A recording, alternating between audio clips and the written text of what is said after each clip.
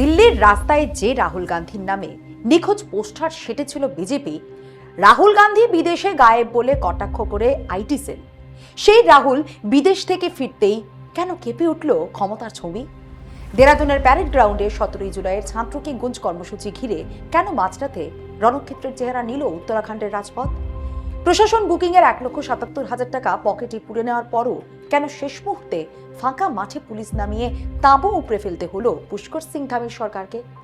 2.5 লক্ষ তরুণের রেজিস্ট্রেশন আর 14 বছরের পুঞ্জীভূত ক্ষোভের খবর পেয়েই কি তবে বিশ্বগুরুর অমৃতকালের মুখোশটা খসে পড়ল? আজ সোজা আঙ্গুল তুলব সেই কাপুরুষ রাজনীতির দিকে, যা ক্ষমতার পেটুয়া মিডিয়া দিয়ে মাঠ হয়তো কেড়ে নিতে পারে, কিন্তু প্রশ্ন করতে শেখা যুব সমাজের অধিকারের জেদ নয়। নমস্কার, আমি স্নেহা মুখার্জি, আর দৈনিক সংবাদ অনলাইনে আপনারা দেখছেন খবরের পেছনের খবর। আজ শুরুতেই সোজা চলে যাব দেরাদুন। রাহুল গান্ধী বিদেশ সফর থেকে ফিরতেই দিল্লির অলিন্দে ফের কি কম্পন শুরু হয়ে গেল। দেরাদুনের প্যারেড গ্রাউন্ডের সাম্প্রতিক ঘটনা কিন্তু সেই ইঙ্গিতই দিচ্ছে। ঠিক কি ঘটলো দেখা যাক। আগামীকাল মানে এই 17 জুলাই দেরাদুনে রাহুল গান্ধীর একটি বড় কর্মসূচি ছিল ছাত্র কি গুঞ্জ, অর্থাৎ ছাত্রদের গর্জন। দেরাদুন প্যারেড গ্রাউন্ডে এই কর্মসূচির জন্য স্থানীয় পৌরসভার কাছ থেকে সমস্ত নিয়ম মেনে আগাম অনুমতি নেওয়া হলো। স্রেফ মুখের কথা নয়, সরকারি খাতায় 1,77,000 টাকা ভাড়াও মিটিয়ে দেওয়া হয়েছিল। নিয়ম বলে টাকা জমা পড়ার পর সেই মাঠের দখলদারিত্ব আয়োজকদের। সেখানে প্যান্ডেল হবে, মঞ্চ তৈরি হবে, এটাই দস্তুর। কিন্তু কেন এই শেষ মুহূর্তে বাধা? যখন কংগ্রেস কর্মীরা মাঠে প্যান্ডেল খাটানোর জন্য পৌঁছলেন তখন তাদের আটকে দেওয়া হলো। অজুহাত অতি বিচিত্র। বিজেপি শাসিত পুরসভা হঠাৎ দাবি করে বসলো ওই মাঠে নাকি আগে থেকে অন্য একটি অনুষ্ঠান নির্ধারিত আছে, তাই অনুমতি বাতিল। গতকাল রাতেই প্যারেড গ্রাউন্ডে সদলে এসে প্রেসের সামনে ক্ষোভ উগরে দেন উত্তরাখণ্ডের প্রদেশ কংগ্রেস সভাপতি গণেশ গোদিয়াল। শুনুন কি বলছেন তিনি। कि 3 दिन की इस ग्राउंड की परमिशन के बाद आज अंततोगत्वा प्रदेश की सरकार ने राहुल गांधी जी की इस प्रदेश में उपस्थिति को देखते हुए डर कर बहुत बेचैनी के साथ ये हमारी परमिशन रद्द कर दी। सरकार की ये दलील है साथ साथ में कि इस ग्राउंड में एक कार्यक्रम पहले से चल रहा है और यहाँ पर आने का हमारा मकसद ये है कि हम सोशल मीडिया और मीडिया के हमारे साथियों के माध्यम से ये दिखा पाएं। और मेरा निवेदन है मीडिया से कि वो इस ग्राउंड के पूरे चारों तरफ अपना कैमरा घुमाएं और दिखाएं कि इस मैदान में अभी तक कोई कार्यक्रम नहीं है। सरकार ये कह रही है कि 11 तारीख से लेकर 15 तारीख तक हमारे यहाँ पर एक कार्यक्रम चल रहा है इस मैदान में, और इसको 2 दिन के लिए भारत सरकार ने और एक्सटेंड कर दिया। अब 17 तारीख तक ये कार्यक्रम चलेगा। डिपार्टमेंटों ने ये कहा कि भाई फीस जमा करो, हमने फीस भी जमा कर दी। अमूमन इस मैदान की फीस सिर्फ 65,000 रुपए होती है। हमसे 1,77,000 जमा करवाया, हमने वो भी 1,77,000 जमा किया, लेकिन उसके बाद आज इन्होंने ये परमिशन रद्द की। তিনি প্রশ্ন তুলেছেন, টাকা নেওয়ার সময় তথাকথিত এই অন্য অনুষ্ঠানের কথা মনে ছিল না? তিনি জানান 15 থেকে 17 জুলাই 3 দিনের জন্য 1,77,000 টাকা দিয়ে বুক করা হয়েছিল প্যারেড গ্রাউন্ড। 15 ও 16 তারিখে প্যান্ডেল বাঁধার কাজ করার কথা ছিল, কিন্তু পুলিশ তাদের মাঠের ভেতরেই ঢুকতে দেয়নি। আসল ভয়টা অন্য জায়গায়। পরিসংখ্যানের দিকে তাকান। এই কর্মসূচির জন্য কতজন ছাত্র নাম নথিভুক্ত করেছিলেন জানেন? 2.5 লক্ষ। দেরাদুনের মতো একটি পাহাড়ি রাজধানী শহরে 2.5 লক্ষ ছাত্রের রেজিস্ট্রেশন, এটা কোনো সাধারণ সংখ্যা নয়। এর আগে রাজস্থানের কোটায় রাহুল গান্ধীর যে ছাত্র সমাবেশ হয়েছিল, এটি ছিল ঠিক সেই মাপেরই বড় প্রস্তুতি। আর এই বিপুল জনজোয়ারের খবর পেতেই কি টনক নড়ল শাসক শিবিরের? রাতের দৃশ্যগুলো না দেখার মতো ছিল। গণেশ গোদিয়ালের নেতৃত্বে যখন দলের প্রদেশ নেতৃবৃন্দ প্যারেড গ্রাউন্ডের দিকে এগোচ্ছিলেন তখন পুলিশ দিয়ে তাদের পথ আটকানো হয়। পুলিশের সঙ্গে কংগ্রেস কর্মীদের রীতিমতো ধস্তাধস্তি বেঁধে যায়। পুলিশ গো ধরে বসে, কাউকে প্যারেড গ্রাউন্ডে ঢুকতে দেওয়া হবে না। এই যে পুশব্যাক পলিটিক্স, এই যে সশস্ত্র ঊর্ধ্বধারীদের সামনে এগিয়ে দেওয়া, এটা কি একটা আত্মবিশ্বাসী সরকারের লক্ষণ, নাকি ভেতরে ভেতরে গুটিয়ে যাওয়া কোনো শক্তির পরিচয়? উত্তরাখণ্ডের মুখ্যমন্ত্রী পুষ্কর সিং ধামিকে নিজের বুদ্ধিতে এই কাজ করলেন? রাজনৈতিক বিশ্লেষকরা বলছেন না, এর পেছনে দিল্লি শীর্ষ নেতৃত্বের প্রচ্ছন্ন সায় থাকাটাই স্বাভাবিক। আগামী বছরের গোড়াতেই উত্তরাখণ্ডে বিধানসভা নির্বাচন। কোটার পর যদি দেরাদুনেও 2.5 লক্ষ তরুণের এই গর্জন সফল হয়ে যেত, সেই ভয় থেকেই কি গুটিয়ে গেল 56 ইঞ্চি ছাতি? খবরেই প্রকাশ, রাহুলের কর্মসূচির জন্য 2.5 লক্ষ ছাত্রের নাম নথিভুক্ত। এই একটা লাইনই সম্ভবত ঘুম উড়িয়ে দিয়েছে দেরাদুন থেকে দিল্লির। দেরাদুনের জেলাশাসক ডক্টর আশিস চৌহান এখন ড্যামেজ কন্ট্রোলে নেমেছেন। তিনি কি বলছেন শুনবেন। তিনি বলছেন, এটা তো স্রেফ একটা প্রশাসনিক আর পরিকাঠামোগত সমস্যা, আমরা তো অন্য মাঠ দিতে চেয়েছিলাম। তাদের যুক্তি কি? প্যারেড গ্রাউন্ডে নাকি আগে থেকেই ভারত সরকারের লোক সংবর্ধন পর্ব চলছে, আর শেষ মুহূর্তে কেন্দ্র নাকি সেই মেলার মেয়াদ বাড়িয়ে দিয়েছে। ভারী অদ্ভুত যুক্তি। কংগ্রেসের থেকে 1,77,000 টাকার রসিদ কাটার সময় কি জেলা শাসকের মনে ছিল না যে মেলার মেয়াদ বাড়তে পারে? যখন মাঠে তাঁবু খাটাতে গেলেন কংগ্রেস কর্মীরা, তখন বিকল্প মাঠের প্রস্তাব না দিয়ে সোজা পুলিশ পাঠিয়ে দেওয়া হলো কেন? আসলে এই লুকোচুরির পেছনেই তো রয়েছে এক গভীর পলিসি প্যারালাইসিস, তার সঙ্গে যুব সমাজের তীব্র ক্ষোভ, যা চেপে দেওয়ার আপ্রাণ চেষ্টা করছে এই সরকার। কেন এই ছাত্র কি গুঞ্জ? একটু ফ্ল্যাশব্যাকে যাওয়া যাক। এই যে 17 জুলাইয়ের দেরাদুনের কর্মসূচি, এটা কিন্তু হুট করে নেওয়া কোনো সিদ্ধান্ত নয়। এটা একটা দীর্ঘ পরিকল্পিত আন্দোলনের অংশ। কেন দেশের তরুণ বা জেনজি আজ রাস্তায়? কেন তারা শিক্ষামন্ত্রী ধর্মেন্দ্র প্রধানের ইস্তফা চাইছেন? কেনই বা মৃতপ্রায় অবস্থায় দিল্লির যন্তর মন্ত্রে অনশন চালিয়ে যাচ্ছেন আন্তর্জাতিক খ্যাতি সম্পন্ন পরিবেশবিদ সোনম ওয়াংচুক? নিট কেলেঙ্কারি, লক্ষ লক্ষ ছাত্রছাত্রীর ভবিষ্যৎ নিয়ে ছিনিমিনি খেলা হয়েছে। সিইউইটি পেপার লিক, কেন্দ্রীয় বিশ্ববিদ্যালয়ের প্রবেশিকা পরীক্ষা ও দুর্নীতির থাবা থেকে রেহাই পায়নি। সিবিএসসি খাতা কেলেঙ্কারি, উত্তরপত্র মূল্যায়নে দেদার কারচুপির অভিযোগ। এখানেই শেষ নয়। যে পরীক্ষার উপর নির্ভর করে দেশের হাজার হাজার তরুণ অধ্যাপক হওয়ার স্বপ্ন দেখেন, গবেষণার সুযোগ পান, সেই জাতীয় স্তরের নেট পরীক্ষাও দুর্নীতির থাবা থেকে রেহাই পায়নি। পরীক্ষা হওয়ার 24 ঘন্টার মধ্যে কেন্দ্রীয় শিক্ষা মন্ত্রক তড়িঘড়ি নেট পরীক্ষা বাতিল ঘোষণা করতে বাধ্য হলো। কেন? কারণ কেন্দ্রীয় স্বরাষ্ট্র মন্ত্রকের সাইবার ক্রাইম শাখার কাছে খবর এসেছিল এই পরীক্ষার প্রশ্নপত্র ইতিমধ্যে ডার্ক ওয়েবে ফাঁস হয়ে গেছে। কোটি কোটি টাকায় বিক্রি হয়েছে দেশের সর্বোচ্চ স্তরের মেধার ভবিষ্যৎ। ভাবুন তো একবার, যে এনটিএ বা ন্যাশনাল টেস্টিং এজেন্সির উপর দেশের কোটি কোটি ছাত্রছাত্রীর ভাগ্য নির্ধারণের দায়িত্ব, তারা একটা পরীক্ষাও স্বচ্ছভাবে নিতে পারছে না। এটাকে স্রেফ প্রশাসনিক ব্যর্থতা নাকি প্রাতিষ্ঠানিক এক মহাদুর্নীতি?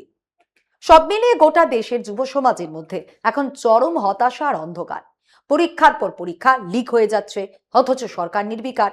তরুণরা তো আর একা সিস্টেমের বিরুদ্ধে লড়তে পারে না, তাদের একটা নির্ভরযোগ্য অবলম্বন চাই। ঠিক এই জায়গাতেই তরুণ প্রজন্মের পাশে দাঁড়াতে চাইছেন রাহুল গান্ধী। প্রথমে রাহুল গান্ধী টুইট কিংবা প্রেস কনফারেন্সের মাধ্যমে দেশের শিক্ষা দুর্নীতির প্রতিবাদ করেছিলেন, কিন্তু তিনি দ্রুত বুঝতে পারলেন স্রেফ এসি ঘরে বসে বিবৃতি দিয়ে এই হিমশৈল নড়ানো যাবে না।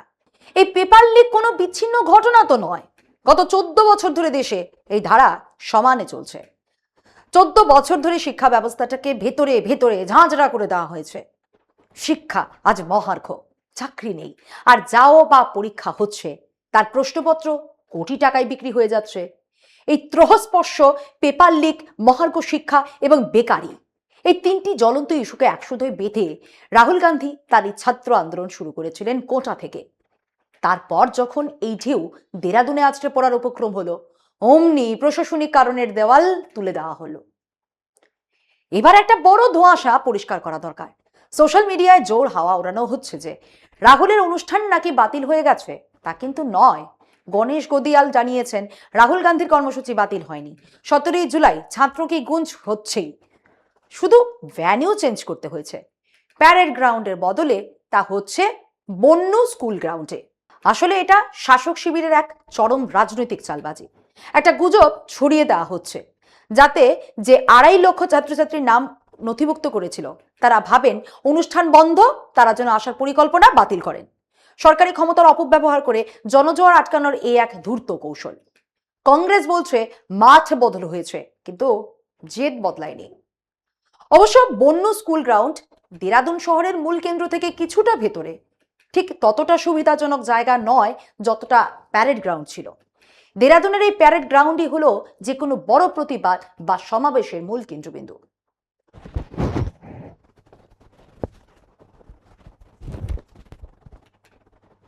কিন্তু একটা অঙ্ক মনে রাখবেন, যেখানে 2.5 লক্ষ ছাত্র নিজে থেকে নাম নথিভুক্ত করে সেখানে এমন আরো লক্ষাধিক তরুণ আছেন যারা সরকারি রোশানলে পড়ার ভয়ে হয়তো নাম লেখাননি, কিন্তু ঠিক মাঠে পৌঁছে যাবেন। এই স্বতঃস্ফূর্ত ক্ষোভকে কি মাঠ বদলে আটকে রাখা যায়? স্ক্রিনে দেখুন টুইট করে কি লিখেছেন গণেশ গদিয়াল। তার এই টুইট ইতিমধ্যে ভাইরাল হয়ে গেছে। গণেশ গদিয়ালের সেই টুইট আমি বাংলায় বলছি। তিনি কি লিখেছেন? শাসকের আসন থেকে যখনই অত্যাচার নেমে আসে তখনই প্রতিটি প্রান্তে প্রান্তে বিপ্লবের স্লোগান ধ্বনিত হয়। 17 জুলাই বিরোধী দলনেতা রাহুল গান্ধীর প্রস্তাবিত ছাত্র কি গুঞ্জ কর্মসূচির জন্য প্যারেড গ্রাউন্ড ব্যবহারের অনুমতি বাতিল করে বিজেপি সরকার আবারও তাদের অগণতান্ত্রিক এবং ছাত্রবিরোধী মানসিকতার পরিচয় দিয়েছে। এই সিদ্ধান্তের প্রতিবাদে গভীর রাতে কংগ্রেস কর্মীরা প্যারেড গ্রাউন্ড পর্যন্ত মিছিল করে বিজেপি সরকারের বিরুদ্ধে বিক্ষোভ দেখান। রাহুল গান্ধীর ক্রমবর্ধমান জনপ্রিয়তা এবং দেশের যুব সমাজের ক্রমশ জোরালো হয়ে ওঠা কণ্ঠস্বরেই বিজেপি সরকার আতঙ্কিত।